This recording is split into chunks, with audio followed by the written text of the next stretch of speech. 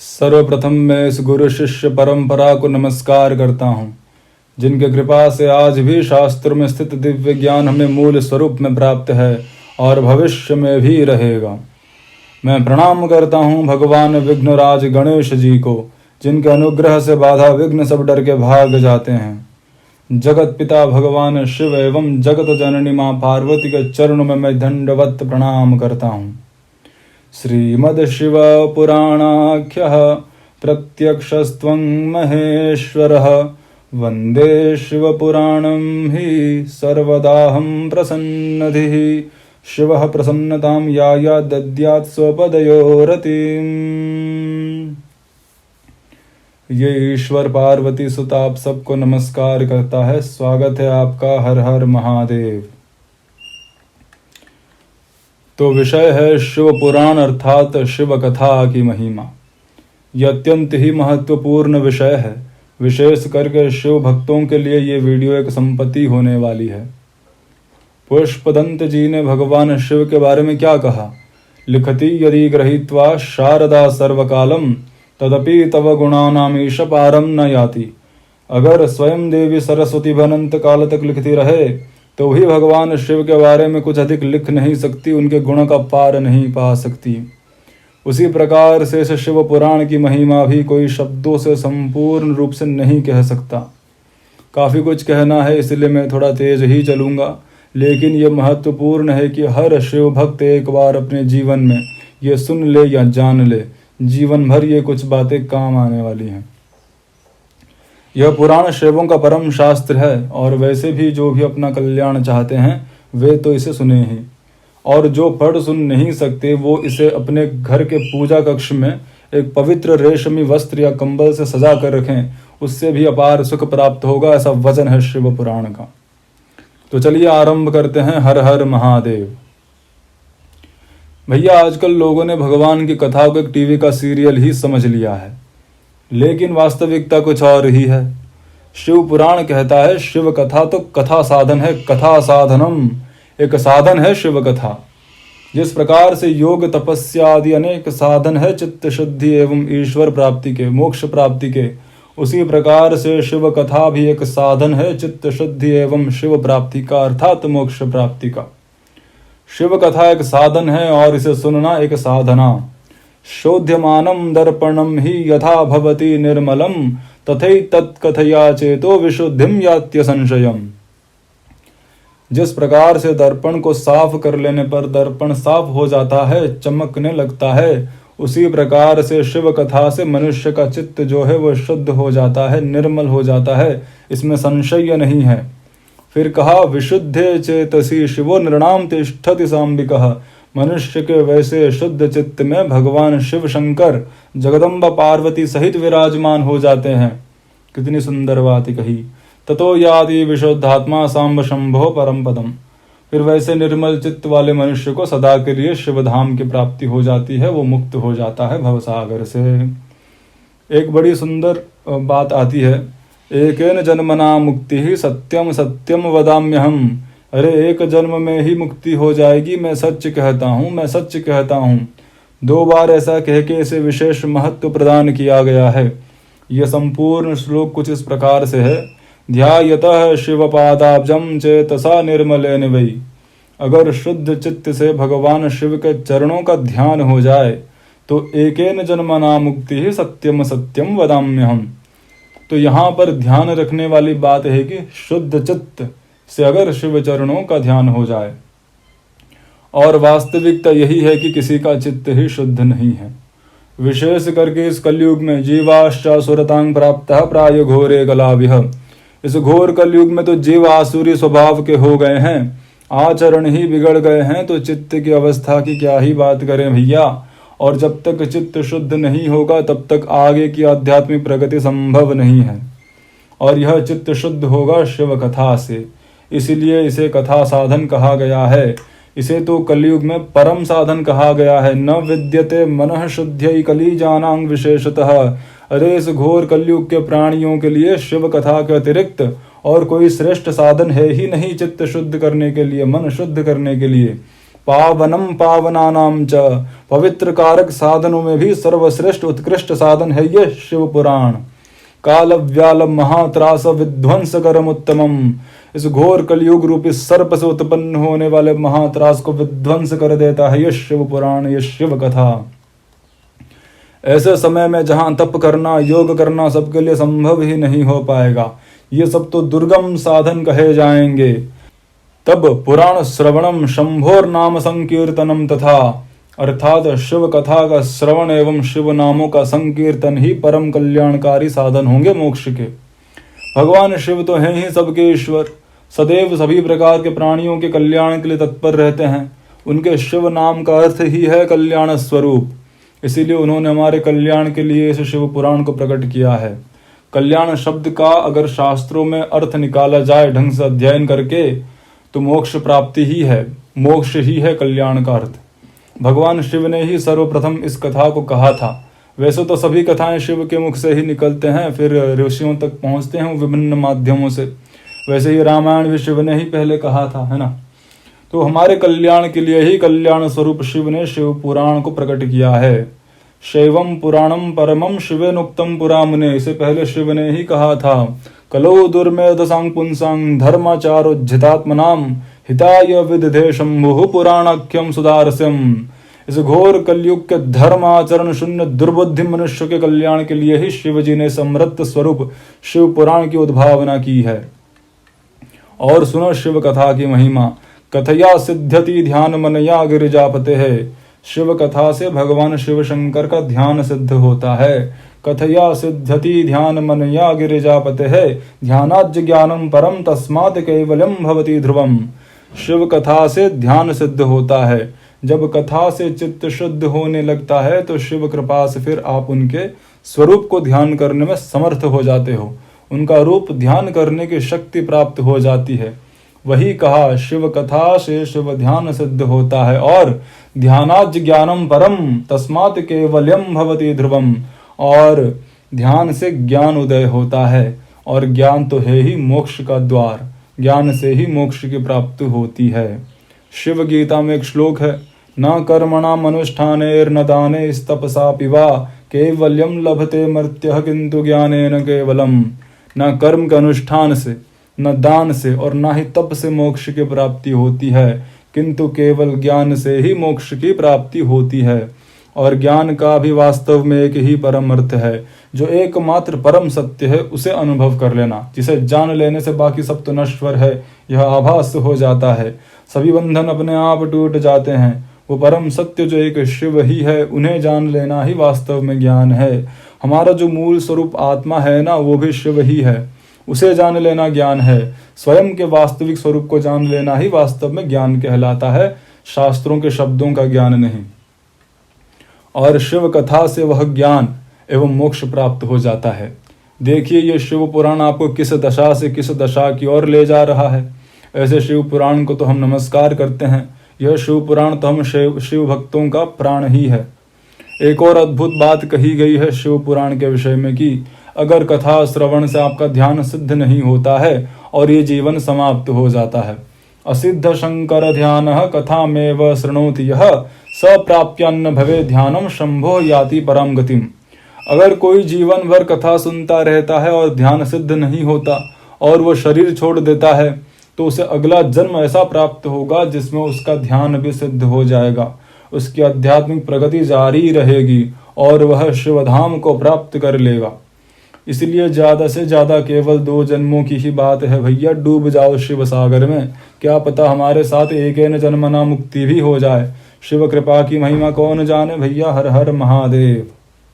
शिव पुराण की महिमा बताते हुए एक अद्भुत वृत्तांत का वर्णन है इस शास्त्र में, जो इस शास्त्र की क्या महिमा है बताता है। एक बार व्यास देव जी सरस्वती नदी के तट पर तपस्या कर रहे थे। तब वहां भगवान सनत कुमार जी आ पहुंचे, जो ब्रह्मा जी के प्रथम 4 मानस पुत्रों में से एक थे, जो ज्ञान एवं वैराग्य से संपन्न थे। उनको आया देख व्यास जी ने उनको प्रणाम किया, आसन दिया, सत्कार किया। फिर व्यास जी से सनत कुमार जी ने पूछा, किस हेतु से आप यहाँ तपस्या कर रहे हैं वेद व्यास जी? तब वेद व्यास जी ने क्या कहा, धर्मार्थ काम मोक्षाश्च वेद मार्गे कृतातरः बहुधा स्थापिता लोके मया त्वत्कृपया तथा। मैंने आपकी कृपा से वेद सम्मत धर्म अर्थ काम मोक्ष की कथा को इस लोक में अनेक प्रकार से अनेक कथा शास्त्रों से प्रदर्शित किया, इसलिए मैं सबका गुरु स्वरूप हुआ।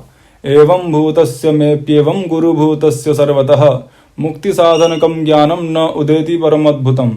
इस प्रकार से मैं सर्वथा गुरु स्वरूप होने पर भी मुझ में मुक्ति का जो परम साधन है ज्ञान, वो उदय नहीं हुआ। यह आश्चर्य की बात है।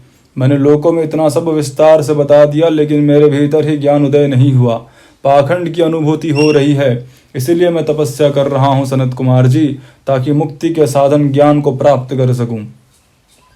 तब भगवान सनत कुमार जी मुक्ति का निश्चित कारण बताने लगे। सनत कुमार जी ने कहा, भगवान शिव ही एकमात्र परम सत्ता है, परम सत्य है, उनका अतिरिक्त और कुछ है ही नहीं। शिव को प्राप्त करना ही वास्तव में मुक्ति है। शिव ही परम साध्य है, उनको पाने की साधन ही परम साधन है और उनकी सेवा करना ही परम साधना। मैं भी पहले विभिन्न साधनों में भ्रमित होकर भटका हुआ था।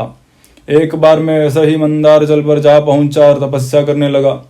तब महेश्वर शिव की कृपा एवं आज्ञा से भगवान नंदीश्वर जी आ पहुंचे और उन्होंने मुझे ज्ञान एवं मुक्ति का परम साधन कहा। नंदी जी ने कहा, भ्रमित करने वाले अन्य साधनों में पड़ने की कोई आवश्यकता नहीं। उन्होंने कहा, श्रवणम कीर्तनम शंभोर मननम च महत्तरम, श्रवणम कीर्तनम शंभोर मननम वेद सम्मतम। भगवान शिव के कथाओं नामों गुणों का श्रवण कीर्तन एवं मन से चिंतन ही मोक्ष का परम साधन है।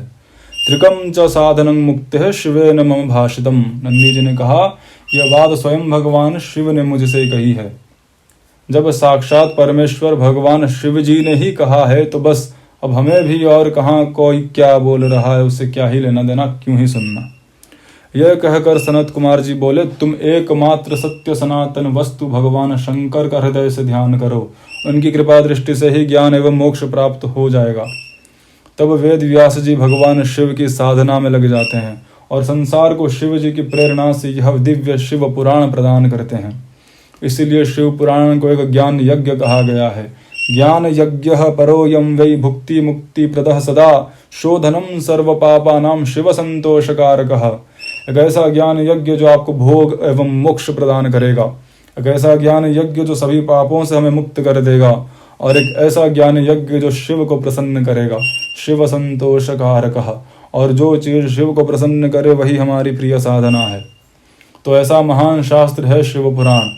जिस प्रकार शिव जी का त्योहार महाशिवरात्रि है, जिस प्रकार उनका मंत्र महामृत्युंजय मंत्र है, जिस प्रकार वह स्वयं महादेव हैं, ईश्वरों के ईश्वर महेश्वर हैं, उसी प्रकार से उनका शास्त्र महाशास्त्र महापुराण है ये शिव पुराण। शास्त्रं महाउत्तमं परमं शास्त्रमुत्तमं, ऐसा कहा गया है। ऐसे कल्याण स्वरूप परम उत्तम शास्त्र शिव पुराण को हम नमस्कार करते हैं। जब किसी और माध्यम से ज्ञान एवं मोक्ष का आभास नहीं हुआ, तब इस महाशास्त्र की उद्भावना हुई है व्यासदेव जी से। इसीलिए किसी और शास्त्र में भटकने की क्या आवश्यकता है। स्वयं वेद व्यास जी कहते हैं, किम श्रुतेर बहुभिः शास्त्रैः पुराणैश्च भ्रमावहैः शैवं पुराणम एकम ही मुक्तिदानेन गर्जति। भ्रमित करने वाले अन्य शास्त्रों के चक्कर में क्यों भटकना भैया, जब एक शिव पुराण ही मुक्तिदान करने के लिए गर्जन कर रहा है। कितनी बड़ी बात कह दी वेद व्यास जी ने। कैसी महिमा है इस शिव पुराण की। जय हो शिव महापुराण की। श्रीमद शिव पुराणम तु पुराण तिलकम स्मृतम, समस्त पुराणों का तिलक स्वरूप है यह शिव पुराण। इस शिव पुराण को तो शिव जी का ही रूप कहा गया है, शिव रूपम। श्रीमद शिव पुराणख्य प्रत्यक्षस्त्वं महेश्वरः। ये शिव पुराण तो प्रत्यक्ष आप ही है महेश्वर। हमारे कल्याण के लिए आप ही इस दिव्य पवित्र महान शास्त्र के रूप में प्रकट हुए हैं। दासोहम तव शंकर। एतत् शिव पुराणम यो नमस्कुर्याद दूरतः सर्वदेवार्चन फलम स प्राप्नोति न संशयः। क्या कहा, जिस प्रकार से सिर्फ भगवान शिव की पूजा कर लेने से सभी देवी देवताओं की पूजा हो जाती है, उसी प्रकार से इस महान शिव पुराण को नमस्कार करने मात्र से सभी देवताओं के पूजा का फल मिल जाता है। आखिर हमने देख ही लिया था कि ये शिव पुराण तो साक्षात शिव स्वरूप है ही। शिव एवं शिव पुराण में कोई भेद नहीं। तो ईश्वर शिव की कृपा से हमने शिव पुराण की कुछ महिमा को थोड़ा विस्तार से देखा। अब हम शिव पुराण की कुछ और दिव्य महिमा को तुरंत देख लेते हैं। सर्व सिद्धांत निष्पन्नं, हमारे सनातन धर्म के सभी फिलोसॉफीज अर्थात सिद्धांतों से परिपूर्ण है ये शिव पुराण। इस एक शास्त्र में जितना जानना चाहिए उतना ज्ञान आपको अवश्य प्राप्त हो जाएगा। पठनाद श्रवणादस्य भक्तिमान नरसत्तमः, इस शिव पुराण को पढ़ने सुनने से शिव भक्ति प्राप्त होती है, भक्ति में वृद्धि होती है। वो तो है ही, भगवान की कथा को देखने सुनने से हमारी भी इच्छा होती है कि हम पर भी ऐसी कृपा हो जैसी भगवान ने उपमन्यु पे किया, घुष्मा पे किया, मार्कंडेय जी पे किया। तो कथा से भगवत भक्ति तो प्राप्त होती ही है। वही कहा पठनात् श्रवणादस्य भक्तिमान नरसत्तमः, भक्ति ज्ञान विरागाणं वर्धिनीं मुक्तिदायिनीं। और शिव जी का वचन है, मेरे भक्ति से ज्ञान एवं वैराग्य प्राप्त होता है। भक्ति एवं ज्ञान में भेद नहीं, ज्ञान एवं वैराग्य की जननी है भक्ति, और मुक्ति इस भक्ति की दासी है। यह शिव पुराण आपको भक्ति ज्ञान एवं वैराग्य से संपन्न कर देगा। चतुर्वर्ग प्रदम शैवम पुराणम अमलम परम, चतुर्वर्ग अर्थात 4 पुरुषार्थ धर्म अर्थ काम एवं मोक्ष प्रदान करता है ये परम शिव पुराण। सकामः कामम आपनोति निष्काम मोक्षम आपनुयात्, कुछ पाने की इच्छा रखने वाले को अपने अभिष्ट कामना की पूर्ति होती है इस महापुराण से, और निष्कामी मनुष्य को परम गति मोक्ष की प्राप्ति।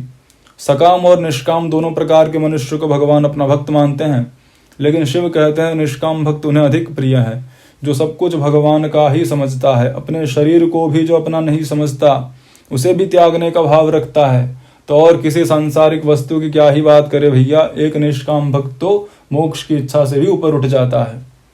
ये शृण्वन्ति मुने शैवम पुराणम शास्त्रमुत्तमं ते मनुष्यानमन्तव्य रुद्राय वन संशयः, जो सदैव इस शिव पुराण को सुनते हैं उन्हें मनुष्य नहीं समझना चाहिए, वो तो साक्षात रुद्र स्वरूप ही हैं। आगे देखो कितनी सुंदर बात कही जाने वाली है। मुहूर्तम वा तदर्धम वा क्षणम च वा, जो एक मुहूर्त या उसका आधा या उसका भी आधा या केवल एक क्षण के लिए भी शिव पुराण को सुन लेता है, तन्न तेषां दुर्गति भवेत्, उसकी कभी दुर्गति नहीं होती। जो इस पुराण को सुनते हैं स निस्तरति संसारं दग्ध्वा कर्म महाटविम, अपने कर्म रूपी महावन को जलाकर वो संसार के पार चले जाता है। यत् पुण्यम सर्वदानेषु सर्वयज्ञेषु वा मुने शंभो पुराण श्रवणा तत्फलम निश्चलम भवेत्, जो पुण्य सभी यज्ञों एवं दान से प्राप्त होते हैं वो इस शिव पुराण से ही निश्चल हो जाते हैं। अश्वमेध सहस्राणि वाजपेय शतानि च कलाम शिव पुराणस्य नार्हन्ति खलु षोडशीम्, 1000 अश्वमेध यज्ञ एवं 100 वाजपेय यज्ञ से जो फल प्राप्त होता है वो इस शिव पुराण की 16वीं कला की भी बराबरी नहीं कर सकते। पुराण श्रवणम शंभोर नाम संकीर्तनम तथा कल्पद्रुम फलम सम्यंग मनुष्याणाम न संशय, शिव पुराण का श्रवण एवं शिव नाम का संकीर्तन इस भूतल पर साक्षात कल्प वृक्ष है। वैसे तो कल्प वृक्ष जो है देवलोक स्वर्ग में पाया जाता है, जिससे जो भी मांगो वो प्राप्त हो जाता है, यानी कि मनोकामनाओं की पूर्ति करता है। और शिव कथा एवं शिव नाम इस भूतल पर कल्प वृक्ष स्वरूप ही है। एको अजरामरः स्याद्वै पिबन्नेवामृतं पुमान् शंभो कथामृतं कुर्यात् कुलमेवाजरामरम्, अमृत पीने से तो केवल अमृत पीने वाला ही अजर अमर होता है, किंतु भगवान शंभु का कथामृत तो संपूर्ण कुल को ही अजर अमर कर देता है। नामृतम पिबताम लोके मुक्ति क्वापि सभाजते, लेकिन अमृत पीने से भी किसी को किसी लोक में मोक्ष की प्राप्ति नहीं होती, मुक्ति नहीं मिलती। शंभो कथा सुधा पानम प्रत्यक्षं मुक्तिदायकम, लेकिन भगवान शंभु का कथामृत का पान तो प्रत्यक्ष मुक्तिदायक है। गंगाद्यः पुण्यनद्यश्च सप्तपुर्यो गया तथा एतद् शिवपुराणस्य समतां यान्ति न क्वचित्, गंगा आदि पुण्य नदियां सप्तपुरियां गया आदि जो तीर्थ हैं वो भी इस शिव पुराण की समता नहीं कर सकते भैया। अंतकाले हि यश्चैनं शृणुयाद् भक्तितः सुधि सुप्रसन्नो महेशानस्तस्मै यच्छति स्वं पदम्, अंत काल में अगर कोई भक्ति भाव से इसे सुन ले तो महेश उस पर प्रसन्न होकर अपना धाम प्रदान करते हैं। देखो अंतकाल में भगवान शिव का ध्यान आना चाहिए भैया, इसलिए जीवन भर शिव के चरणों में रहो तो अंतकाल में भी शिव ही ध्यान आएंगे। एक बहुत महत्वपूर्ण बात बताने जा रहा हूं। सदाशिव्या सदाशिव्या सदाशिव्या विशेषतः 3 बार कहा है शास्त्रों में, किसी चीज को 3 बार कह दिया तो भैया उसे ही करना है जीवन में।